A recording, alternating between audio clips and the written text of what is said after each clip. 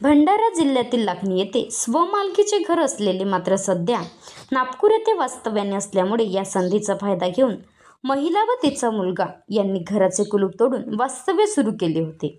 ही बाब तक्रारदाराच्या लक्षात येताच तक्रार दाखल केली।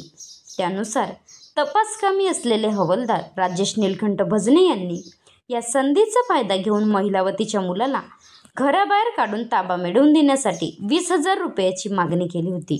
मात्र तक्रारदाराची लाच देण्याची मुळीच इच्छा नसल्याने या लोकसेवकाला अद्दल घडविण्यासाठी लाचलुचपत प्रतिबंधक कार्यालय भंडारा येथे तक्रार दाखल केल्याने लाचलुचपत कार्यालयाने सापळा रचून चर्चेमध्ये ठरल्याप्रमाणे पहिला टप्पा 5,000 रुपये घेण्याचे ठरले।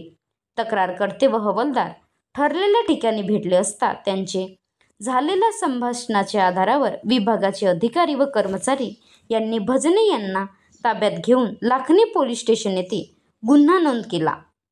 असलाच प्रकार यापूर्वी साकोली येथे घडला होता, मात्र त्यांच्या संख्येने व हुशारीने त्या कार्यवाहीत बचावले होते, अशी चर्चा या घडलेल्या प्रकारामुळे समोर येत आहेत।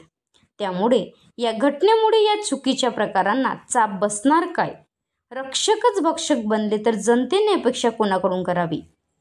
असा तपास व सापळा अधिकारी पोलीस अधीक्षक डॉक्टर अरुणकुमार लोहार, पोलीस उपनिरीक्षक संजय कुंजरकर, पोलीस हवालदार मिथुन चांदेवार, अतुल मेश्राम, शिल्पेंद्र मेश्राम, पोलीस नाईक अंकुश गाडवे, नरेंद्र लाखडे, पोलीस सिपाई विष्णू वरठी, चेतन पोटे, मयूर सिंगनजुडे, विवेक रणदिवे, राहुल राऊत इत्यादी कारवाईत हजर होते।